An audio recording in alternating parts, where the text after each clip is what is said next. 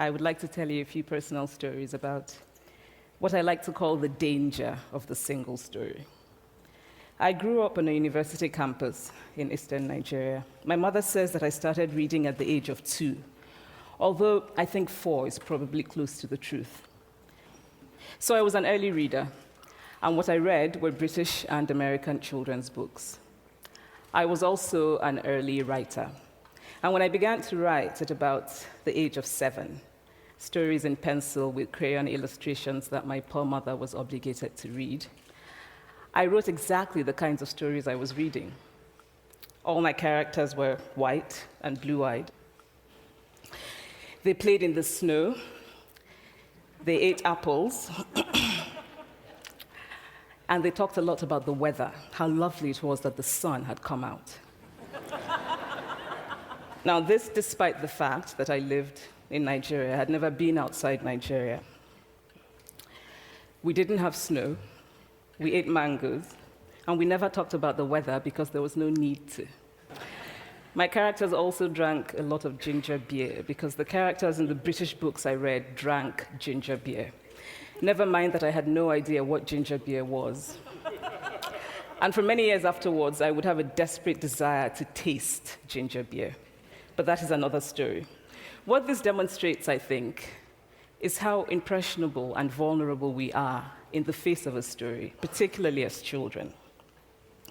Because all I had read were books in which characters were foreign, I had become convinced that books, by their very nature, had to have foreigners in them and had to be about things with which I could not personally identify.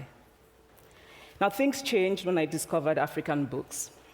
There weren't many of them available, and they weren't quite as easy to find as the foreign books, but because of writers like Chinua Achebe and Kamaralaye, I went through a mental shift in my perception of literature. I realized that people like me, girls with skin the color of chocolate, whose kinky hair could not form ponytails, could also exist in literature. I started to write about things I recognized. Now, I loved those American and British books I read. They stirred my imagination. They opened up new worlds for me. But the unintended consequence was that I did not know that people like me could exist in literature. So what the discovery of African writers did for me was this. It saved me from having a single story of what books are. I come from a conventional middle-class Nigerian family. My father was a professor. My mother was an administrator. And so we had, as was the norm, live-in domestic help who would often come from nearby rural villages. So the year I turned 8, we got a new houseboy. His name was Fide. The only thing my mother told us about him was that his family was very poor. My mother sent yams and rice and our old clothes to his family. And when I didn't finish my dinner, my mother would say, "Finish your food. Don't you know people like Fide's family have nothing?" So I felt enormous pity for Fide's family. Then one Saturday, we went to his village to visit. And his mother showed us a beautifully patterned basket made of dyed raffia that his brother had made. I was startled. It had not occurred to me that anybody in his family could actually make something. All I had heard about them was how poor they were, so that it had become impossible for me to see them as anything else but poor. Their poverty was my single story of them. Years later, I thought about this when I left Nigeria to go to university in the United States. I was 19. My American roommate was shocked by me. She asked where I had learned to speak English so well and was confused when I said that Nigeria happened to have English as its official language. She asked if she could listen to what she called my tribal music, and was consequently very disappointed when I produced my tape of Mariah Carey. She assumed that I did not know how to use a stove. What struck me was this. She had felt sorry for me even before she saw me. Her default position toward me, as an African, was a kind of patronizing, well-meaning pity. My roommate had a single story of Africa, a single story of catastrophe. In this single story, there was no possibility of Africans being similar to her in any way, no possibility of feelings more complex than pity, no possibility of a connection as human equals. I must say that before I went to the US, I didn't consciously identify as African. But in the US, whenever Africa came up, people turned to me, never mind that I knew nothing about places like Namibia. But I did come to embrace this new identity, and in many ways, I think of myself now as African, although I still get quite irritable when Africa is referred to as a country, the most recent example being my otherwise wonderful flight from Lagos 2 days ago, in which there was an announcement on the Virgin flight about their charity walk in India, Africa, and other countries. So after I had spent some years in the US as an African, I began to understand my roommate's response to me. If I had not grown up in Nigeria, and if all I knew about Africa were from popular images, I too would think that Africa was a place of beautiful landscapes, beautiful animals, and incomprehensible people fighting senseless wars, dying of poverty and AIDS, unable to speak for themselves, and waiting to be saved by a kind white foreigner. I would see Africans in the same way that I, as a child, had seen Fide's family. This single story of Africa ultimately comes, I think, from Western literature. Now, here's a quote from the writing of a London merchant called John Locke, who sailed to West Africa in 1561 and kept a fascinating account of his voyage. After referring to the black Africans as beasts who have no houses, he writes, "They are also people without heads, having their mouths and eyes in their breasts." Now, I've laughed every time I've read this, and one must admire the imagination of John Locke. But what is important about his writing is that it represents the beginning of a tradition of telling African stories in the West, a tradition of sub-Saharan Africa as a place of negatives, of difference, of darkness, of people who, in the words of the wonderful poet Rudyard Kipling, are half devil, half child. And so I began to realize that my American roommate must have, throughout her life, seen and heard different versions of this single story. As had a professor who once told me that my novel was not authentically African. Now, I was quite willing to contend that there were a number of things wrong with the novel, that it had failed in a number of places, but I had not quite imagined that it had failed at achieving something called African authenticity. In fact, I did not know what African authenticity was. The professor told me that my characters were too much like him, an educated and middle-class man. My characters drove cars. They were not starving. Therefore, they were not authentically African. But I must quickly add that I, too, am just as guilty on the question of the single story. A few years ago, I visited Mexico from the US. The political climate in the US at the time was tense, and there were debates going on about immigration. And, as often happens in America, immigration became synonymous with Mexicans. There were endless stories of Mexicans as people who were fleecing the healthcare system, sneaking across the border, being arrested at the border, that sort of thing. I remember walking around on my first day in Guadalajara, watching the people going to work, rolling up tortillas in the marketplace, smoking, laughing. I remember first feeling slight surprise, and then I was overwhelmed with shame. I realized that I had been so immersed in the media coverage of Mexicans that they had become one thing in my mind, the abject immigrant. I had bought into the single story of Mexicans, and I could not have been more ashamed of myself. So that is how to create a single story. Show a people as one thing, as only one thing, over and over again, and that is what they become. It is impossible to talk about the single story without talking about power. There is a word, an Igbo word, that I think about whenever I think about the power structures of the world, and it is nkali. It's a noun that loosely translates to be greater than another. Like our economic and political worlds, stories too are defined by the principle of nkali. How they are told, who tells them, when they are told, how many stories are told, are really dependent on power. Power is the ability not just to tell the story of another person, but to make it the definitive story of that person.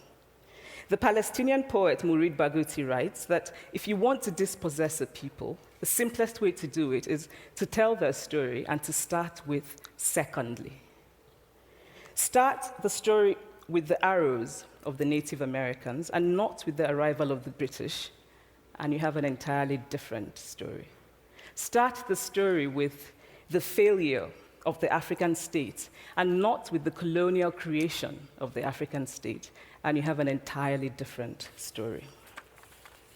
I recently spoke at a university where a student told me that it was such a shame that Nigerian men were physical abusers like the father character in my novel. I told him that I had just read a novel called American Psycho, and that it was such a shame that young Americans were serial murderers. Now,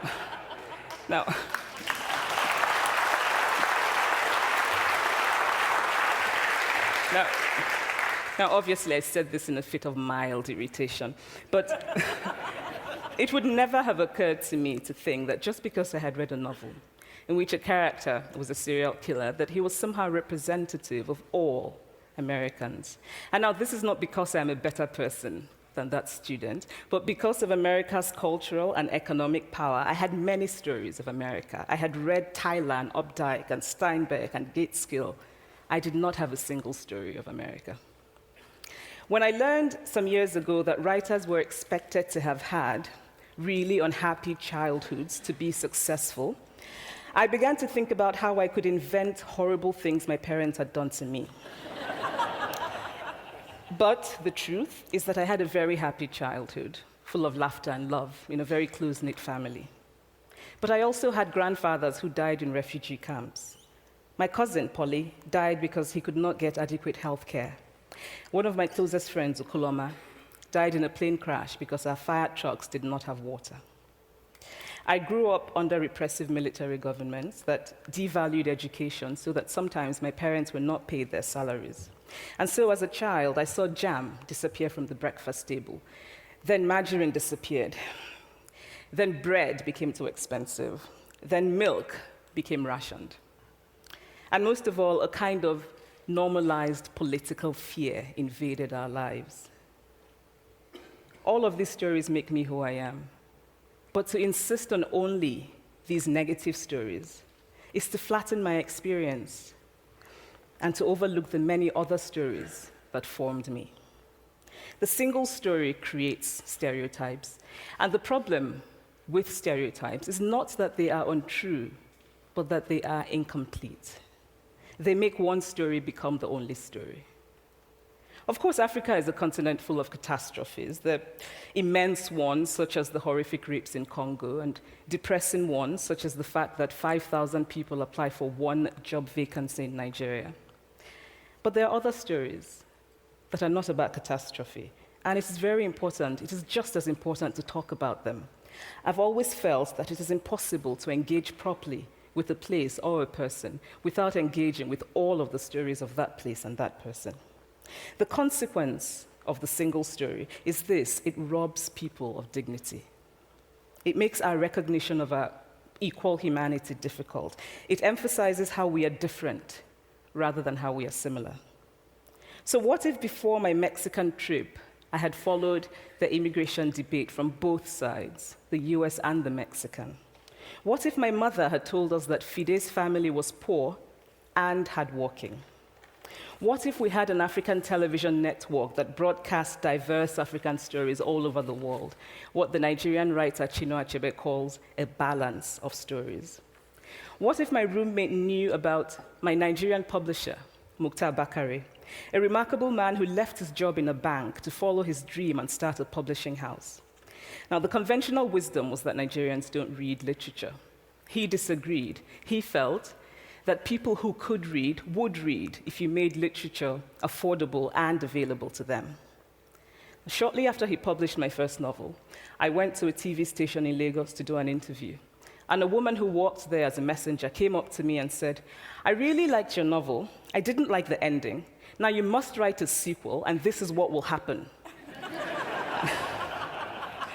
And she went on to tell me what to write in the sequel. Now, I was not only charmed, I was very moved. Here was a woman, part of the ordinary masses of Nigerians who were not supposed to be readers. She had not only read the book, but she had taken ownership of it and felt justified in telling me what to write in the sequel. Now, what if my roommate knew about my friend, Fumi Yonda, a fearless woman who hosts a TV show in Lagos and is determined to tell the stories that we prefer to forget? What if my roommate knew about the heart procedure that was performed in the Lagos hospital last week? What if my roommate knew about contemporary Nigerian music, talented people singing in English and Pidgin and Igbo and Yoruba and Ijo, mixing influences from Jay-Z to Fela to Bob Marley to their grandfathers? What if my roommate knew about the female lawyer who recently went to court in Nigeria to challenge a ridiculous law that required women to get their husband's consent before renewing their passports? What if my roommate knew about Nollywood, full of innovative people making films despite great technical odds? Films so popular that they really are the best example of Nigerians consuming what they produce. What if my roommate knew about my wonderfully ambitious hair braider who has just started her own business selling hair extensions? Or about the millions of other Nigerians who start businesses and sometimes fail, but continue to nurse ambition? Every time I am home, I'm confronted with the usual sources of irritation for most Nigerians: our failed infrastructure, our failed government, but also by the incredible resilience of people who thrive despite the government rather than because of it. I teach writing workshops in Lagos every summer, and it is amazing to me how many people apply, how many people are eager to write, to tell stories. My Nigerian publisher and I have just started a nonprofit called Farafina Trust, and we have big dreams of building libraries and refurbishing libraries that already exist and providing books for state schools that don't have anything in their libraries, and also of organizing lots and lots of workshops on reading and writing for all the people who are eager to tell our many stories. Stories matter. Many stories matter. Stories have been used to dispossess and to malign, but stories can also be used to empower and to humanize. Stories can break the dignity of a people, but stories can also repair that broken dignity. The American writer Alice Walker wrote this about her southern relatives who had moved to the north, and she introduced them to a book about the southern life that they had left behind. They sat around reading the book themselves, listening to me read the book, and the kind of paradise was regained. I would like to end with this thought, that when we reject the single story, when we realize that there is never a single story about any place, we regain a kind of paradise. Thank you.